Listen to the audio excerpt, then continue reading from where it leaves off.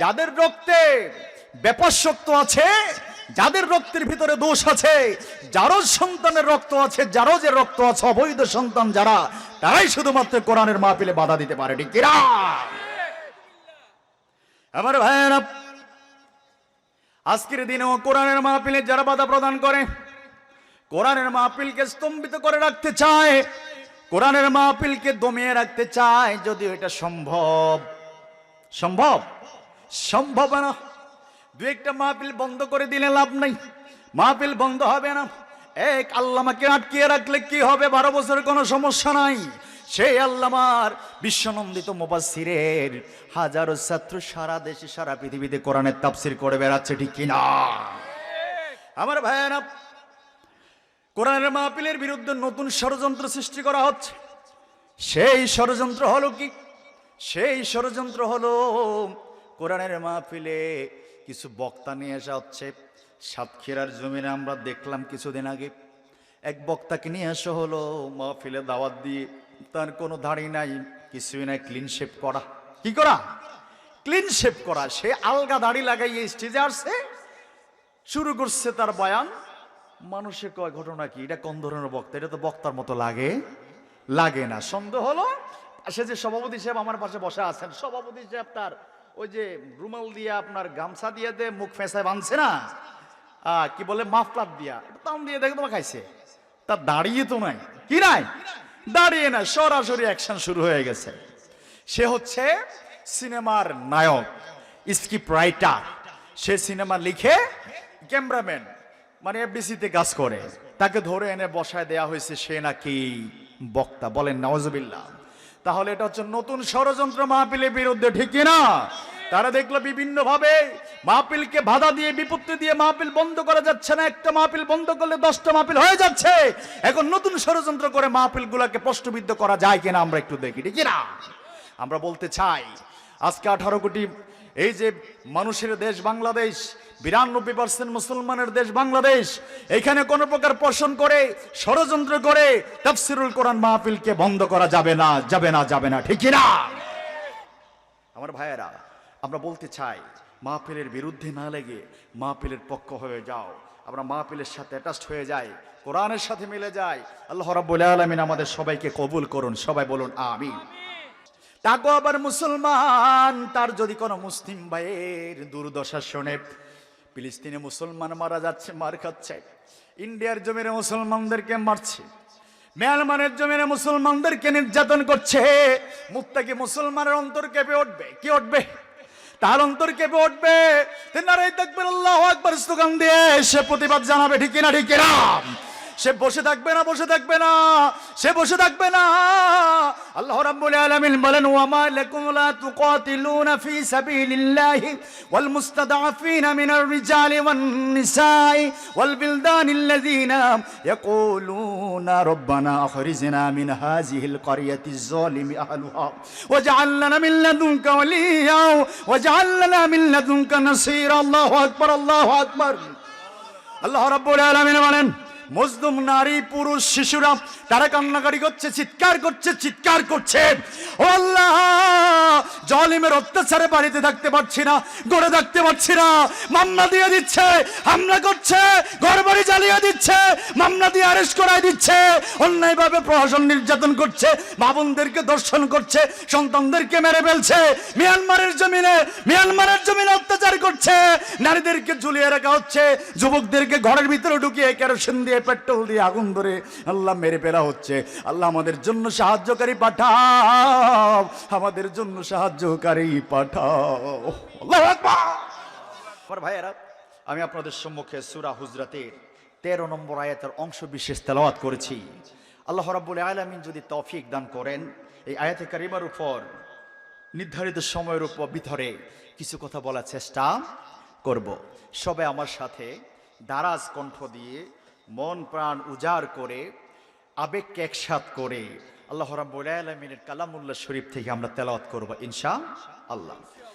সবে বলুন, আউযু বিল্লাহি মিনাশ শাইতানির রাজিম, বিসমিল্লাহির রহমানির রহিম। ইন্না আকরামাকুম ইনদাল্লাহি আতকাকুম। আল্লাহ রাব্বুল আলামিন সূরা হুজরাতের 13 নম্বর আয়াতে তিনি অনেক সুন্দর করে ঘোষণা দিচ্ছেন, তিনি ভাষণ দিচ্ছেন, নসিহত করছেন। আল্লাহ রাব্বুল আলামিন বলছেন, ইন্না আকরামাকুম ইনদাল্লাহি আতকাকুম। আমার বান্দাদের মধ্যে অর্থাৎ তোমাদের মধ্যে আমার কাছে সবচেয়ে সম্মানিত হচ্ছে তারা। তারা কারা? যারা যত বেশি তাকওয়াবান, যত বেশি মুত্তাকি, নিজেদেরকে তাকওয়ার গুণে গুণান্বিত করতে পারলো, খোদাভীতি অর্জন করতে পারলো, তারাই হচ্ছে আমার কাছে সবচেয়ে বেশি সম্মানিত। বলেন আল্লাহু আকবার। আমার ভাইয়েরা, দুনিয়ার কোন মানুষ কতটুকু সম্মান দিল আমাকে, কোন মানুষ কতটুকু মর্যাদা দিল, ইউনিয়ন পরিষদের চেয়ারম্যান সাহেব আমাকে ইজ্জত দিল কিনা, আমার প্রাইম মিনিস্টার আমাকে ডাকলো কিনা, প্রেসিডেন্ট আমাকে কল করলো কিনা, বঙ্গভবন গণভবনে আমাকে নিল কিনা, এটা কোনো আমার জন্য সফলতার বিষয়?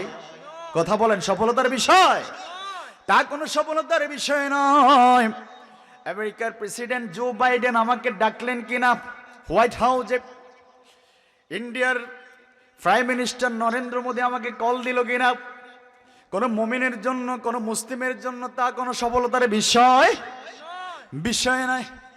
একজন মুমিনের জন্য সবচেয়ে বড় সফলতার বিষয় হলো আমার মালিক, আমার মাবুদ, আমার আল্লাহর কাছে আমি কতটুকু সম্মানিত হতে পারলাম, ঠিক কিনা?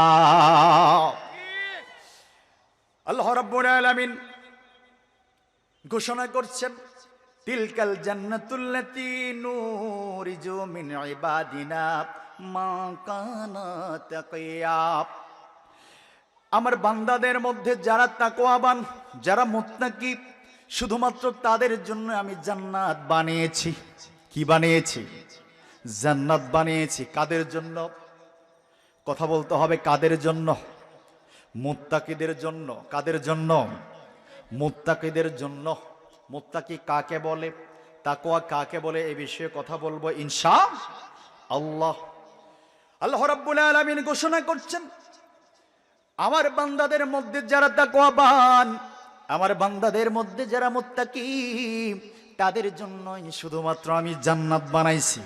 তাহলে জান্নাত পেতে হলে আমাদেরকে মুত্তাকি হওয়া লাগবে কি লাগবে না? তাকওয়ার গুণে গুণান্বিত হওয়া দরকার আছে না নাই? তাকওয়ার রঙে রঙিন হওয়া দরকার আছে না নাই? কারণ জান্নাত পেতে হলে অবশ্যই মুত্তাকি হতে হবে, তাকওয়ার গুণ অর্জন করতে হবে। আমার ভাইয়েরা, মানুষ মনে করে যার লম্বা জুব্বা আছে, পাঞ্জাবি গায়ে, বড় একটা টুপি আছে, মুখে দাঁড়িয়ে আছে, সে মনে হয় তাকওয়াবান, সে মনে হয় মুত্তাকি। ঠিক না? ঠিক না? কিন্তু শার্ট পরোয়া লোক, মুখে দাড়ি নাই, মাথায় টুপি নাই, এই জাতীয় লোককে মুত্তাকি বলতে, তাকওয়াবান বলতে আমরা রাজি না। আমরা দাড়ি, টুপি এবং লম্বা পাঞ্জাবের বিরোধী নয়। এটা হচ্ছে সুরতে তাকওয়া। সিরতে তাকওয়া হলো অন্তরে তাকওয়া, আল্লাহর ভয় মনের ভিতরে জাগ্রত হওয়া, ঠিক কিনা? কথা বলেন, ঠিক কিনা? আমার ভাইয়েরা, লম্বা টুপি মাথায় দিলাম, মুখে দাড়ি রাখলাম, লম্বা পাঞ্জাবি গায়ে দিলাম, এমনও তো মানুষ আছে তাদেরকে আমরা মুত্তাকি বলি, তাকওয়াবান বলি, কিন্তু সে সুদে টাকা লাগায়, এরকম লোক আছে না নাই? এরকম লোক আছে, সুদে টাকা লাগায়, নিজে মুত্তাকি সেজে বসে আছে, তার স্ত্রী, তার বউ বেপর্দা হয়ে বাজারে যাচ্ছে, উলঙ্গপন হয়ে তার মেয়ে, তার পুত্রবধূ ঘুরে বেড়াচ্ছে, তার কোনো খোঁজখবর নাই, নিজে কিন্তু মুত্তাকি সেজে বসে আছে। তাহলে এটা সুরতে তাকওয়া হলো, সুরত মুত্তাকি হলো, মুত্তাকি কিন্তু বাস্তবে মুত্তাকি হওয়া গেল না। আমার ভাইয়েরা, সুরতে তাকওয়া নয়, সিরতে হওয়া লাগবে। কিসে হওয়া লাগবে? সিরতে তাকওয়াবান হতে হবে। বিশ্ব নবী সাইয়্যিদুল মুরসালিন নবী রাহমাতাল লিল আলামিন নবী বলছেন, বিশ্ব নবী বলছেন, ইন্নাল্লাহা লা ইয়ানজুরু ইলা আজসামিকুম ওয়ালা ইলা সুওয়ারিকুম ওয়ালাকিন ইয়ানজুরু ইলা কুলুবিকুম ওয়া আমালিকুম। আল্লাহু আকবার। আও কামা ক্বালা আলাইহিস সালাতু ওয়াস সালাম। বিশ্বনবী বলেন, কিয়ামতের মাঠে, রোজ হাসরের মাঠে আল্লাহ রাব্বুল আলামিন বান্দার চেহারা সুরত, তার পোশাক পরিচ্ছদ কিছু চাইবেন?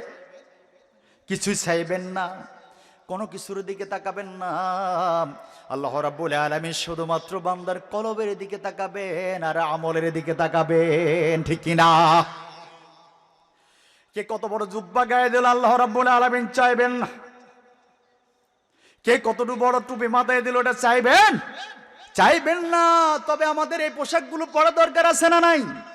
আছে, এগুলো দরকার আছে। এগুলো হচ্ছে সুরতে তাকওয়া, অর্থাৎ বাহ্যিক তাকওয়া। কিন্তু অন্তরের তাকওয়াটা হচ্ছে সবচেয়ে বড় তাকওয়া, ঠিক কিনা? আল্লাহ রাব্বুল আলামিন রোজ হাসরের মাঠে বান্দার চেহারা চুরুত, তার পোশাক পরিচ্ছদ কিচ্ছু চাইবেন না। শুধুমাত্র বান্দার কলবের দিকে তাকাবেন। কিসের দিকে তাকাবেন? আর আমলের দিকে তাকাবেন। কার কলব কতটুকু পরিষ্কার, কার কলব কতটুকু, কোন পর্যায়ের কলব নিয়ে আসছে, তার আমলগুলো উত্তম কিনা, আমল করছে যে আমলের ভিতরে কোনো ভেজাল আছে কিনা, এগুলা চাইবেন, ঠিক কিনা? আবার ভাইয়েরা, রোজ হাসরের মাঠে বান্দা যখন আল্লাহ রাব্বুল আলামিনের সামনে সরাসরি উপস্থিত হবে, সামনাসামনি হবে, আমল নামা নিয়ে আল্লাহ রাব্বুল আলামিন বান্দার আমল নামার দিকে নজর দেওয়ার আগে তার কলবের দিকে নজর দিবেন। কোন দিকে নজর দিবেন? কথা বলতে হবে, কোন দিকে নজর দিবেন? কলবের দিকে নজর দিবেন। কারণ হচ্ছে, তুমি যে হজ করলাম, যাকাত দিলাম, তারপর হচ্ছে নামাজ পড়লা, নামাজ পড়তে পড়তে কপালে দাগ ফালাই দিলা, প্রতি বছর বছর হজ করলো, উমরা করলাম, কোরবানি করেছো প্রতি বছর, একটা নয়, দুটা নয়, 10টা 20টা গরু দিয়া, ওট দিয়া, এত কিছু যে করলাম, এগুলো কি আল্লাহ সন্তুষ্টির জন্য করলা নাকি মানুষ দেখানোর জন্য করলা? এই কারণে আল্লাহ কলব চাইবেন, ঠিক কিনা? আগে কলব দেখবেন, কলব, কলবে তাকওয়া আছে কিনা। আমলটা কি জন্য করা হলো? মানুষদেরকে দেখানোর জন্য, লৌকিকতার জন্য, নাকি আল্লাহ সন্তুষ্টির জন্য, ঠিক কিনা? আমার ভাইয়েরা, এজন্য আল্লাহ রাব্বুল আলামিন যখন দেখবেন যে বান্দার কলবের ভিতরে ঘাটতি আছে, আমলের ভিতরে শুধু আল্লাহর সন্তুষ্টি নয়, কি শুধু আল্লাহর সন্তুষ্টি নয়, লৌকিকতাও আছে, মানুষদেরকে দেখানোর সে প্রবণতা ছিল, মানুষ খুশি হোক, শুধু আল্লাহর সন্তুষ্টি অর্জন লক্ষ্য নয়, মানুষের সন্তুষ্টি অর্জন লক্ষ্য ছিল। হজ করেছে মানুষ যাতে তাকে হাজী সাহেব ডাকে, কি ডাকে? হাজী সাহেব ডাকে। উমরা করেছে মানুষ যাতে ডাকে মুত্তাকি ডাকে। নামাজ পড়েছেন যেন তাকে মানুষে নামাজি বলে। তাহাজ্জুদ পড়েছেন যেন মানুষ তাকে তাহাজ্জুদ গুজার বলেন। রোজা রেখেছেন, নফল রোজা রেখেছেন, রাখতে রাখতে নিজে অনেক কষ্ট করেছেন যেন মানুষ তাকে রোজাদার বলে। এই উদ্দেশ্যে যদি এগুলো করা হয়, আল্লাহ রাব্বুল আলামিন রোজ হাসরের মাঠে ওই বান্দাকে তিনি পরিত্যাগ করবেন। কি করবেন? পরিত্যাগ করবেন। কারণ তার মনের ভিতরে, কলবের ভিতরে কি ছিল না? তাকওয়া ছিল না। কি ছিল না? কথা বলেন, জোরে বলেন, কি ছিল না? তাকওয়া ছিল না। এই কারণে আল্লাহ রাব্বুল আলামিন ওই বান্দাকে পরিত্যাগ করবেন, পরিত্যাজ্য হবে। আল্লাহর কাছ থেকে যারা পরিত্যাজ্য হবে, পরিত্যাগ প্রাপ্ত হবে, মাতরুক হবে, আল্লাহ তাদেরকে তরক করবেন, ছেড়ে দিবেন। তাদের কোনো উপায় আছে? আরে ভাই কথা বলেন, কোন উপায় আছে? এই হজ, রোজা, নামাজ, যাকাত, দান, খয়রাত, সাদকা যা কিছু করলেন সব বেনিশ, সব শেষ। কোনো লাভ হবে? কোনো লাভ হবে? কোনো লাভ হবে না, কোনো লাভ হবে না, কোনো লাভ হবে না।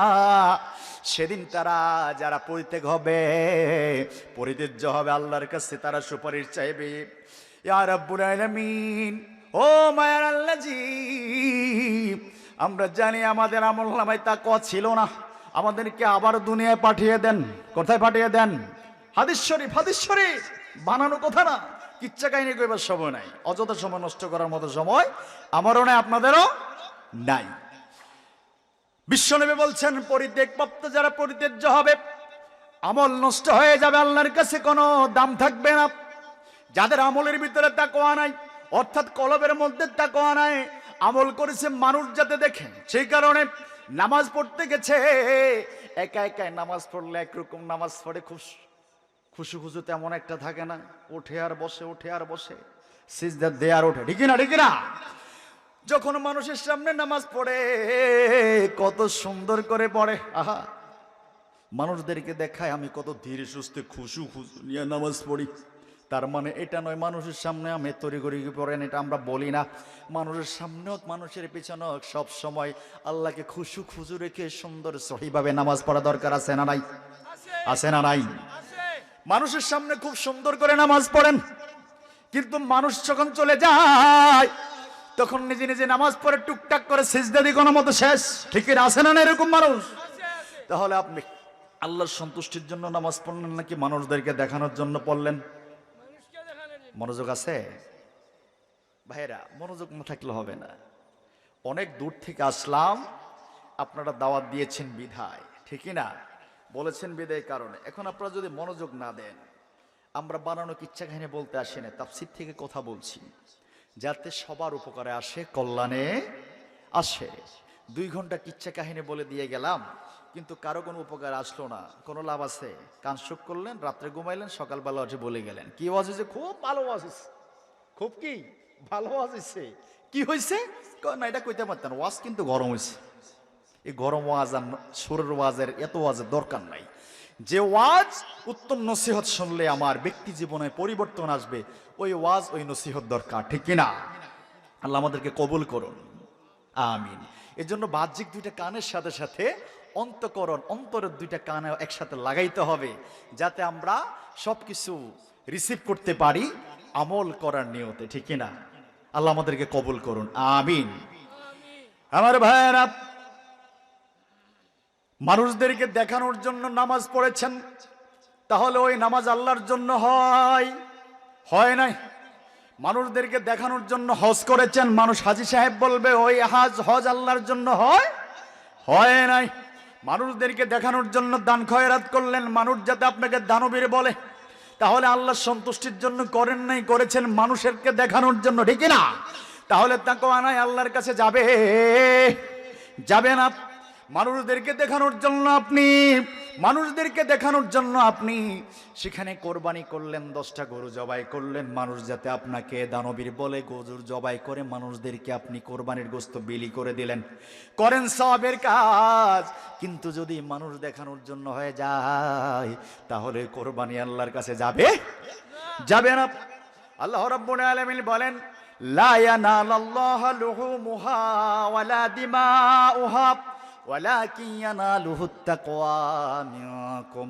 আল্লাহ রাব্বুল আলামিনের কাছে তোমাদের যে পশু জবাই করো, কোরবানি পশুর গোশত এবং গোশত এবং রক্ত যাবে না, পৌঁছাবে না, শুধুমাত্র তোমাদের কলবের তাকওয়া পৌঁছবে। বলেন আল্লাহু আকবার। তাহলে যত ইবাদত করবে আল্লাহ রাব্বুল আলামিনের কাছে কবুল হওয়ার পূর্ব শর্ত হলো তাকওয়া থাকা লাগবে কলবে। কি থাকা লাগবে? তাকওয়া থাকা লাগবে কলবে, অর্থাৎ নিয়ত থাকতে হবে আল্লাহর সন্তুষ্টি অর্জনের জন্য করছি, আল্লাহর জন্য করছি। কার জন্য? শুধুমাত্র আল্লাহর জন্য করছি, আল্লাহর সন্তুষ্টি অর্জনের জন্য করছি, আল্লাহর রেজামন্দি হাসিলের জন্য করছি, এই নিয়ত থাকা লাগবে, ঠিক কি না? কোন মানুষকে দেখানোর জন্য নয়। ওই যে লোকগুলো পরিত্যাজ্য হবে আল্লাহ রাব্বুল আলামিনের কাছ থেকে, তারা ফরিয়াদ করবে, ইয়া রাব্বুল আলামিন, আমরা বুঝে গেছি আমাদের আমলের মধ্যে তাকওয়া ছিল না, কলবের মধ্যে তাকওয়া ছিল না, আমলের মধ্যে লৌকিকতা ছিল। ও রাব্বুল আলামিন, আমাদেরকে পৃথিবীতে পাঠিয়ে দেন, নতুন করে আমরা আমল করব, আমলের ভিতরে কোনো 2 নাম্বারই থাকবে না, পাক্কা মুমিন মুসলিম হয়ে আবার আপনার কাছে ফেরত আসবো। পাঠাইবে? কথা বলেন, পাঠাইবে? সেদিন আফসোস করা যাবে, কোনো কাজে আসবে না, কোনো উপকারে আসবে না, কোনো কাজে ফায়দা হবে না। কিন্তু আজকে যদি আমরা বুঝি, তাহলে বুঝটা ফায়দাটা দেবে, ঠিক না? আজকের বুঝতে সবচেয়ে বড় বুঝ হবে, এখন যদি আমরা সিদ্ধান্ত নিয়ে নিয়ে যত আমল করব, নামাজ পড়বো, রোজা রাখবো, হজ করব, জাকাত দেব, সাদকা করব, যাই কিছু করব, আমরা রুকু করব, সিজদা করব, তাহাজ্জুদ পড়ব, সব কিছু করব আল্লাহর সন্তুষ্টির জন্য, এই সিদ্ধান্ত যদি এখন নিয়ে নিই, তাহলে আজকের এই সিদ্ধান্ত আমাকে রোজ হাশরের মাঠে বাঁচিয়ে দিবে, ঠিক কিনা? বলেন আল্লাহু আকবার। আমার ভাইয়েরা, সিদ্ধান্ত নেওয়ার সময় আজকে, এখনই সিদ্ধান্ত নিতে হবে, এখনই সিদ্ধান্ত নিতে হবে। 5 লক্ষ টাকা দিয়ে হজ করে, কয় লাখ টাকা দিয়া? কথা বলেন, কয় লক্ষ টাকা দিয়া? আপনারা আমার কথা বোঝেন? কথা বোঝেন? কথা বলতে আওয়াজ দিতে হবে। 5 লক্ষ টাকা দিয়ে হজ করলেন, 4 লক্ষ টাকা খরচ করে হজ করলেন। ওই হজ করে আসার পর হজ্জে গিয়া সেখানে মিনাতে জামরা নিক্ষেপ করলেন, পাথর নিক্ষেপ করলেন। কাকে? শয়তানের। কারে? শয়তানকে পাথর নিক্ষেপ করে দিলেন, শয়তানকে পাথর নিক্ষেপ করলেন। কিন্তু আপনার মনের ভিতর যে শয়তান আছে, এই পাথর, এই শয়তানকে কি পাথর নিক্ষেপ করতে পেরেছেন? এই শয়তানকে কি তাড়াইতে পেরেছেন? হজ করে আসার পরে চরিত্রের কোনো পরিবর্তন হয় না। হয়তো বা হজ করার আগে শার্ট গায়ে দিতেন, হজ করে আসার পর পাঞ্জাবি ধরে ফেললেন। ভালো জিনিস, ভালো কথা, ভালো না? অবশ্যই ভালো। হয়তো বা হজ করার আগে দাড়ি ছিল না, হজ করার পরে দাড়ি লাগাইছে, আলহামদুলিল্লাহ, উত্তম নবীর সুন্নাহ, ঠিক না? ঠিক না? আমরা উৎসাহিত করি দাড়ি রাখেন, লম্বা পাঞ্জাবি গায়ে দেন, সবসময় মাথায় টুপি রাখেন। দাড়ি রাখলে সুন্দর লাগে কিনা? অবশ্যই সুন্দর লাগেন, বিশ্বনবীর সুন্নাহ। দাড়ি রাখলেন, লম্বা জুব্বা গায়ে দিয়ে হাঁটলেন, মাথায় টুপি রাখলেন, কন্টিনিউ সবকিছু করলেন, কিন্তু চরিত্রের কোনো পরিবর্তন হলো না? কোনো লাভ নাই, কোনো লাভ নাই, কোনো লাভ নাই। হজ করার আগেও কোরআনের আইন বাস্তবায়ন হোক, আল্লাহর এই জমিনে কোরআন দিয়ে, বিধান দিয়ে পরিচালিত হোক, সমাজ প্রবর্তন হোক, কোরআন দিয়ে সমাজ ব্যবস্থা পরিচালিত হোক। এ কথা শুনলে আপনার কাছে চুলকানি খাইজানি শুরু হয়ে যায়, আপনার চেহারাটা কালো হয়ে যায়। যে আল্লাহর কাছে সাক্ষ্য দিয়ে আসলেন, আল্লাহর ঘর তাওয়াফ করে আসলেন, হাজরে আসওয়াদকে চুমো দিয়ে আসলেন, আল্লাহকে সাক্ষী রেখে সেখানে কান্নাকাটি করলেন, আর আমাদের ময়দানে চিৎকার দিলেন, ছেঁচামেচি দিলেন, এত কিছু করলেন, এত কিছু করলেন। হজ করে আসলেন 5 লক্ষ টাকা খরচ করে, কিন্তু হজ করার আগে যেরকম কোরআনের আইন আল্লাহর এই জমিনে এই দেশে বাস্তবায়ন হোক শুনলে চেহারা কালো হয়ে যেত। হজ করার পরেও আপনার কোনো পরিবর্তন হলো না, কোরআনের আইনের কথা শুনলে আপনার চেহারা এখনো কালো হয়ে যায়, ঠিক না? কি লাভ? এই হজ করলেন, কি পরিবর্তন হলো? এই হজ আল্লাহর কাছে যাবে? যাবেন, আল্লাহ কবুল করবেন না। শুধু পশুর রক্ত মাংস না, শুধু তাকওয়া যেরকম যায় কোরবানির পশু না, এমন এভাবে আপনি যত ইবাদত করবেন, যত নামাজ রোজা করবেন, হজ করবেন, যাই কিছু করবেন, আপনার মনের ভিতরে যদি, কলবে যদি পরিবর্তন না আসে, এই ইবাদত দিয়ে, তো হজ দিয়ে, এত কিছু দিয়ে কোনো কাজ হবে? কেউ রাগ করতেছেননি? কোনো কেউ রাগ করেননি? ওলামাই কেরাম হচ্ছে ডাক্তার, ডক্টর অর্থাৎ চিকিৎসক, দিলের চিকিৎসক, ঠিক না? আপনি যদি হার্ট অ্যাটাক হয়, আপনি যাবেন হচ্ছেন হার্টের ডাক্তারের কাছে, ঠিক না ভাই? হার্টের ডাক্তারের কাছে আপনি চিন্তা করতেছেন, হার্টের ডাক্তার সাহেব আমাকে হার্টের যে সমস্যা আছে এটার জন্য আমাকে ট্রিটমেন্ট করেন, ঔষধ দেন। তিনি পরীক্ষা করে দেখলেন যে ব্লক ধরা পড়ছে, ওপেন হার্ট সার্জারি করতে হবে, রিং বসাইতে হবে। ক্রিটিক্যাল অপারেশন হলে বাংলাদেশে করতে চান না, যে আপনাকে চেন্নাই যেতে হবে, ইন্ডিয়া যেতে হবে, অথবা কি বলে যে আপনার ব্যাংকক যেতে হবে, আদারওয়াইজ অন্য কোনো রাষ্ট্রে যাওয়া লাগবে। অ্যাডভাইস করেন না? অ্যাডভাইস করেন। কিন্তু আপনি যদি ডাক্তারকে বলেন, ডাক্তার সাহেব দরকার নেই এসব সার্জারি মার্জারি, আপনি আমার একেবারে বেশি করে 1 বস্তা ভিটামিন ওষুধ দিয়ে দেন, কাম হইব? বলেন কাজ হবে? আপনার দরকার হচ্ছে ওপেন হার্ট সার্জারি, আপনি যদি ভিটামিন সিরাপ আর ভিটামিন ট্যাবলেট খান, ক্যাপসুল খান, ওটা দিয়ে কোনো কাজ হবে? কোনো কাজ হবে না। ওলামাই কেরাম আপনার কোন কোন জায়গায় ঘাটতি আছে, কলবে সমস্যা আছে, আপনাদেরকে ধরিয়ে দিবে। আপনাদের কষ্ট হলো, আপনার বিরুদ্ধে চলে গেল, আপনার বাবার বিরুদ্ধে চলে গেলেন, নেতার বিরুদ্ধে চলে গেলে, আপনার মদের বিরুদ্ধে চলে গেল, আপনাকে মেনে নেওয়া দরকার আছে না নাই? কথা বলেন, আছে না নাই? আপনার ভালোর জন্য। কার ভালোর জন্য? আপনার ভালোর জন্য। আল্লাহ আমাদেরকে সহি সুমুজ দান করুন, সবে বলুন আমিন। আমার ভাইয়েরা, শুধুমাত্র দাড়ি রাখার নাম তাকওয়া না, শুধু দাড়ি রাখার নাম শুধুমাত্র সুন্নাহ না, ভুল বুঝবেন না কেউ। দাড়ি রাখা সুন্নাহ, শুধুমাত্র দাড়ি রাখাই সুন্নাহ না, শুধুমাত্র টুপি মাথায় দেয়াই সুন্নাহ না, শুধুমাত্র বলছি আরো সুন্নাহ আছে। শুধুমাত্র পাঞ্জাবি গায়ে দেওয়ার নামে সুন্নাহ না, দাড়ি টুপি পাঞ্জাবি থেকে শুরু করে বিশ্বনবীর গোটা জিন্দেগিটাকে নিজের জীবনী হিসেবে গ্রহণ করার নাম সুন্নাহ। আল্লাহু আকবার। বিশ্বনবী কোরআন দিয়ে কোরআনের সমাজ বাস্তবায়ন করেছেন, কোরআন দিয়ে রাষ্ট্র চালিয়েছেন। বিশ্বনবী ইসলামী শরিয়া মোতাবেক দেশ চালিয়েছেন, সমাজ চালিয়েছেন, পরিবার চালিয়েছেন, আপনার তার বিশ্বনবীর জীবন চালিয়েছেন। সাহাবায়ে কেরাম তাদের নিজেকে চালিয়েছেন, পরিবার চালিয়েছেন, সমাজ চালিয়েছেন, রাষ্ট্র চালিয়েছেন কিনা? সোনার সমাজ গড়েছিলেন। আপনি যদি বিশ্বনবীর উম্মত হয়ে থাকেন, সহিহ সুন্নাহর অনুসারী হয়ে থাকেন, নিজেকে যদি দাবি করেন, তাহলে বিশ্বনবীর সেই সুন্নাহকে নিজের জীবনে টপ টু বটম, রান্নাঘর থেকে সংসদ ভবন পর্যন্ত, নখ কাটা থেকে শুরু করে সকল জায়গায় কাজে লাগানো দরকার আছে না নাই? কথা বুঝে আসছে আমার ভাইয়েরা? এই কারণে সব জায়গায় বিশ্বনবীর সুন্নাহ মানতে হবে, সব জায়গায় মানতে হবে কার সুন্নাহ? বিশ্বনবীর সুন্নাহ। সব জায়গায় মানতে হবে আল্লাহ রাব্বুল আলামিনের কোরআন, ঠিক কি না? কোরআনের আইন মানতে হবে, বিশ্বনবীর সুন্নাহ মানতে হবে। এই দুইটাকে নিয়ে সামনে এগোতে হবে, তাহলে শান্তি হবে, কল্যাণ হবে, মুক্ত হবে, ঠিক কি না? আর যদি তার থেকে আমরা ফেরত ফিরে যাই, অন্যদিকে চলে যাই, অন্য কোনো কিছুর পিছনে দৌড়াই, তাহলে শান্তি নাকি অশান্তি? কথা বলেন, শান্তি নাকি অশান্তি? অশান্তি। আমার ভাইয়েরা, আল্লাহ রাব্বুল আলামিন এই কারণে যত ইবাদত করব, বন্দেগী করব, সব কিছুর পূর্বে আমাদের অন্তরে, কলবে তাকওয়া থাকা দরকার আছে না নাই? তাকওয়া থাকা দরকার আছে। এই তাকওয়া অর্জন করার জন্য সরাসরি আল্লাহ রাব্বুল আলামিন নির্দেশ দিচ্ছেন, ঠিক কি না? আল্লাহ রাব্বুল আলামিন বলেন, ইয়া আইয়ুহাল্লাযীনা আমানুত্তাকুল্লাহা হাক্কা তুকাতিহি ওয়া লা তামুতুন্না ইল্লা ওয়া আনতুম মুসলিমুন। বলেন আল্লাহু আকবার। আল্লাহ রাব্বুল আলামিন বলেন, হে ঈমানদারগণ, ও বিশ্বাসীগণ, তোমরা আল্লাহকে ভয় করার মতো ভয় করো, ভয় করার মতো ভয় করো। আর তোমরা মুসলিম হওয়া ছাড়া, মুসলমান হওয়া ব্যতীত মৃত্যুবরণ করিও, মৃত্যুবরণ করিও, মৃত্যুবরণ করিও না মুসলমান হওয়া ব্যতীত।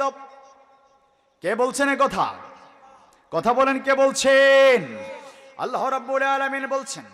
তাহলে তাকে অর্জন করে কার নির্দেশ? আল্লাহর নির্দেশ। আপনার কি বোবা? কথা বলতে পারেন না? জবান দিয়েছেন কে? কথা বলেন, জবান দিয়েছেন কে? আল্লাহ যে জবান দিচ্ছেন, আল্লাহর এই কালামুল্লাহ শরীফের মাহফিলে এসে, কোরআনের তাফসীরের ময়দানে এসে আল্লাহর দেয়া জবান দিয়ে সুবহানাল্লাহ, আলহামদুলিল্লাহ, আল্লাহু আকবার একটা আওয়াজ দিতে পারেন না। আপনাকে আমাকে তো আল্লাহ বোবা বানাইতে পারতেন না ভাই? বলেন লিল্লাহে তাকবীর, জোরে লিল্লাহে তাকবীর। আল্লাহ আমাদেরকে কবুল করুন, আমিন। আমার ভাইয়েরা, তাকওয়া মানে কি? এই তাকওয়া অর্জন করার জন্য আল্লাহর নির্দেশ। এখন আসুন, তাকওয়া কাকে বলে? তাকওয়ার পরিচয় কি? তাকওয়া শব্দটার মধ্যে হচ্ছে ওয়াও, কাফিয়া, ওয়াকিয়ুন, ওয়াকায়া। মাধ্যম মানে হচ্ছে মূল অক্ষর। তাকওয়া শব্দের অর্থ হলো প্রিজার্ভেশন, সেভ, ডিফেন্স, নিজেকে বাঁচিয়ে রাখা, নিষ্কৃতি লাভ করা, নিজেকে রক্ষা করা জাহান্নাম থেকে। কি থেকে? জাহান্নাম থেকে রক্ষা করা। গুনাহগাতা থেকে নিজেকে রক্ষা করতে পারলে তো জাহান্নাম থেকে রক্ষা পাওয়া যাবে, ঠিক কিনা? ইসলামী শরীয়তের পরিভাষায় ওয়াল ইমতিসালু বিআওয়ামিরিল্লাহি আযজা ওয়া জাল্লা ওয়াল ইসতিনাবু আন নাওয়াহিহি। আল্লাহ রাব্বুল আলামিন যা কিছু আদেশ করেছেন সেগুলো করা, সেগুলো পালন করা, আদেশগুলো পালন করা, বাস্তবায়ন করা। আর যা কিছু নিষেধ করেছেন সেগুলো থেকে বিরত থাকার নাম কি? তাকওয়া। কি? তাকওয়া। আল্লাহ রাব্বুল আলামিন যেগুলো আদেশ করেছেন সেগুলো করা। নামাজ পড়ার জন্য বলেছেন, সত্য কথা বলার জন্য বলেছেন, হজ করার জন্য বলেছেন, যাকাত দেওয়ার জন্য বলেছেন, সবকিছু আল্লাহর হুকুমে করা, আল্লাহর সন্তুষ্টির জন্য, সন্তুষ্ট চিত্তে আগ্রহ করে, মায়া মহব্বত ভালোবাসা নিয়ে। তাকওয়া মানে শুধুমাত্র ভয় না, তাকওয়া অর্থ কি? ভয় নয়, শুধু ভয় এবং ভালোবাসা দুইটার সমন্বয় হচ্ছে তাকওয়া। আল্লাহু আকবার। ভয়ের আরবি হচ্ছে খাশিয়াতুন, খাউফুন। তাকওয়ার অর্থ শুধু ভয় না, ভয় এবং ভালোবাসা উভয়ের সম্মিলিত রূপকে বলা হয় তাকওয়া। আমরা আল্লাহকে ভয় করব, ভালোবেসে ভয় করব, মহব্বত করে ভয় করব, ঠিক কিনা? ঠিক কিনা আমার ভাইয়েরা? তাহলে আল্লাহ যে আদেশ করেছেন, যে কাজগুলো করার জন্য আদেশ করেছেন, সেগুলো মহব্বত করে করা, পালন করা, মহব্বতের দৃষ্টিতে সেগুলো পালন করা। আর যা কিছু করার জন্য নিষেধ করেছেন, সুদ খাওয়ার জন্য নিষেধ করেছেন নাকি, গোশ খাওয়ার জন্য জায়েজ করেছেন, ওইটাও নিষেধ করছে। পরের লাইল খেলার জন্য নাজায়েজ করেছে, ঠিক কিনা? এইভাবে সুদ খাওয়া তিনি হারাম করেছেন, গোশ খাওয়া হারাম করেছেন, পরের হক মারা হারাম করেছেন। এভাবে যত কাজগুলো আল্লাহ নিষেধ করেছেন, সেগুলো থেকে মহব্বতের সহিত ফিরে আসা, অর্থাৎ ঘৃণা রাখতে হবে অন্তরের ভিতরে। আল্লাহ এগুলাকে নিষেধ করছেন, আমি ঘৃণা করে প্রত্যাখ্যান করলাম, ঘৃণা ভরে প্রত্যাখ্যান করলাম। শুধু প্রত্যাখ্যান করানো, নিজে কষ্ট হয়, আহারে গোশ খেতে পারতেছি না, মানে টুপিটা মাথায়, কত সুন্দর অফিসার, সাইনের জন্য যাবেন, যে দেন না কিছু দেন, কয় এটা কি করতেছেন, অন্যায়, এটা তো গুনাহ। কারে আপনি কি কোন যুক্তি দেখায়, আমি যে অফিসার হলাম, এই জায়গায় আসতে আপনি জানেন আমি চাকরি নেওয়ার সময় কত টাকা দিয়ে চাকরি দিয়েছি? 10 লাখ টাকা ঘুষ দিয়ে আমি চাকরি দিয়েছি।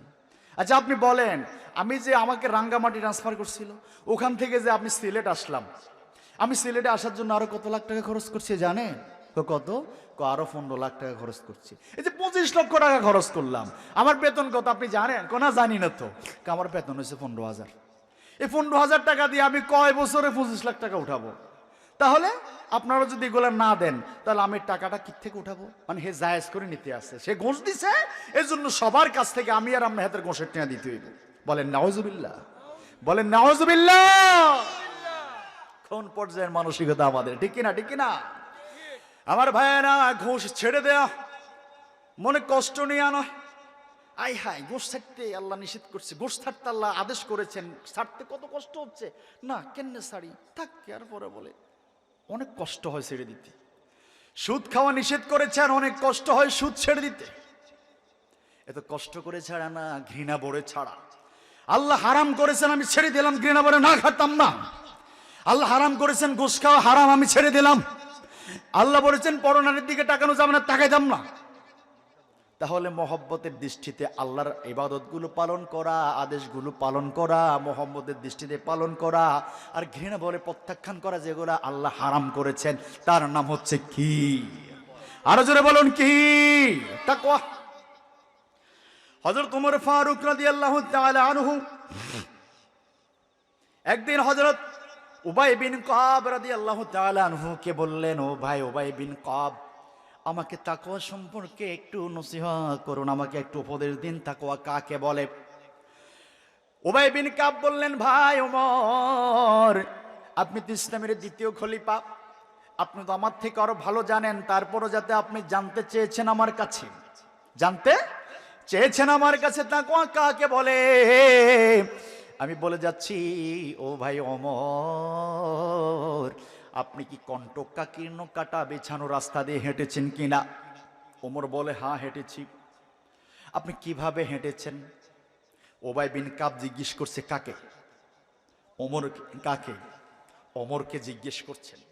ও ভাই ওমর, কণ্টকাকীর্ণ পথ, কাটা বিছানো রাস্তা, চতুর্দিকে কাটা, ক্যাকটাস, আপনার জামা যখন লাগবে জামা ছিঁড়ে যাবে, শরীরের ভিতরে কাটা লাগবে, চামড়া ছিঁড়ে যাবে, গোশত সব বের করে ফেলবে, চতুর্দিকে যৌবন, কাটাকার কাটা, নিচেও কাটা, এই জাতীয় পথ দিয়ে হেঁটেছেন কিনা?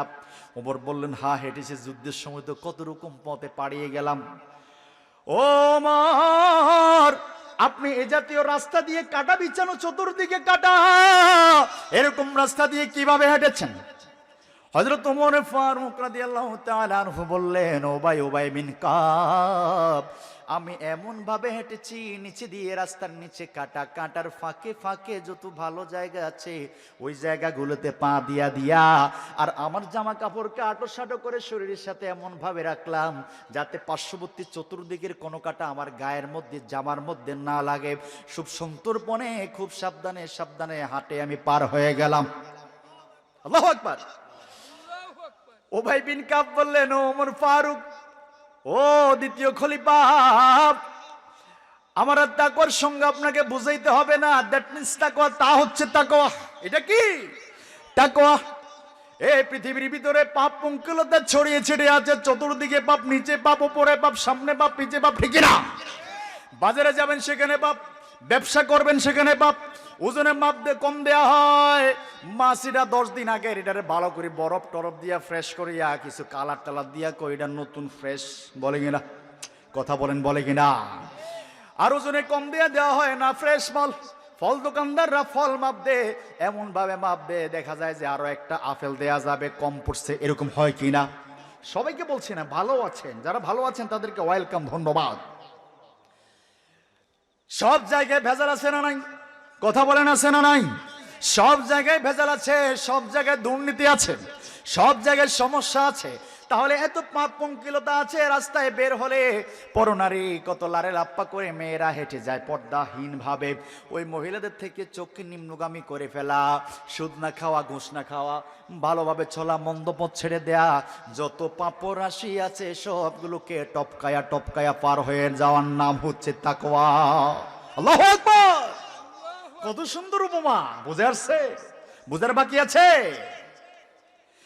ওমর ফারুক রাদিয়াল্লাহু তাআলা আনহু বললেন, ও উবাই বিন কাব, তাকওয়া সম্পর্কে আর কিছু দেয়া দরকার নাই, এই উদাহরণ যথেষ্ট। এই উদাহরণ কি? এই উদাহরণ যথেষ্ট। তাকওয়া আবার মুসলমান, তার যদি কোনো মুসলিম ভাইয়ের দুর্দশা শোনে, ফিলিস্তিনে মুসলমান মারা যাচ্ছে, মার খাচ্ছে, ইন্ডিয়ার জমিনে মুসলমানদেরকে মারছে, মিয়ানমারের জমিনে মুসলমানদেরকে নির্যাতন করছে, মুত্তাকি মুসলমানের অন্তর কেঁপে উঠবে। কি উঠবে? তার অন্তর কেঁপে উঠবে। নারায়ে তাকবীর, আল্লাহু আকবার স্লোগান দিয়ে সে প্রতিবাদ জানাবে, ঠিক না? ঠিক না? সে বসে থাকবে না, সে বসে থাকবে না। আল্লাহ রাব্বুল আলামিন বলেন, ওয়া মা লাকুম লা তুকাতিলুনা ফি সাবিলিল্লাহি ওয়াল মুস্তাদআফিনা মিনার রিজালি ওয়ান নিসাই ওয়াল বিলদানিল্লাযিনা ইয়াকুলুনা রাব্বানা আখরিজনা মিন হাযিহিল ক্বরিয়াতিজ যালিমি আহলুহা ওয়াজআল লানা মিন লাদুনকা ওয়ালিয়্যা ওয়াজআল লানা মিন লাদুনকা নাসীরা। আল্লাহু আকবার, আল্লাহু আকবার। আল্লাহ রাব্বুল আলামিন বলেন, মজলুম নারী, পুরুষ, শিশুরা তারা কান্নাকাটি করছে, চিৎকার করছে, ও আল্লাহ, জালিমের অত্যাচারে বাড়িতে থাকতে পারছি না, গড়ে থাকতে পারছি না, মামলা দিয়ে দিচ্ছে, হামলা করছে, ঘর বাড়ি জ্বালিয়ে দিচ্ছে, মামলা দিয়ে অ্যারেস্ট করায় দিচ্ছে, অন্যায়ভাবে প্রশাসন নির্যাতন করছে, মা বোনদেরকে ধর্ষণ করছে, সন্তানদেরকে মেরে ফেলছে, মিয়ানমারের জমিনে অত্যাচার করছে, নারীদেরকে ঝুলিয়ে রাখা হচ্ছে, যুবকদেরকে ঘরের ভিতরে ঢুকিয়ে কেরোসিন দিয়ে, পেট্রোল দিয়ে আগুন ধরে আল্লাহ মেরে ফেলা হচ্ছে। আল্লাহ আমাদের জন্য সাহায্যকারী পাঠাও, আমাদের জন্য সাহায্যকারী পাঠাও। আল্লাহু আকবার। এই আত্মনাদ শুনে যে মুমিন, তার অন্তরে কলবে তাকওয়া আছে, আল্লাহর ভয় আছে, সে বসে থাকতে পারে? সে বসে থাকতে পারে না। সে নারায়ে তাকবীর, আল্লাহু আকবার স্লোগান দিয়ে প্রতিবাদ সৃষ্টি করে, ঠিক না? তাহলে বোঝা যাবে আপনার অন্তরে তাকওয়া আছে। যদি মনে করেন যে থাক, ফিলিস্তিনে গেছে গিয়েছি, বাংলাদেশে তো শান্তিতে আছে, মিয়ানমার বললে কি তো হয়েছে, আমরা কি আইয়ে যাই, আমরা তো শান্তিতে আছি বাংলাদেশ। তুমি বাংলাদেশের ময়দানে শান্তিতে আছো মনে করছো, সকল আগ্রাসন যখন সব জায়গায় গায়েল করে ফেলবে, বাংলাদেশের জমিনেও তোমাকেও গায়েল করবে, ধ্বংসের পায়ে তারা করবে, ঠিক না?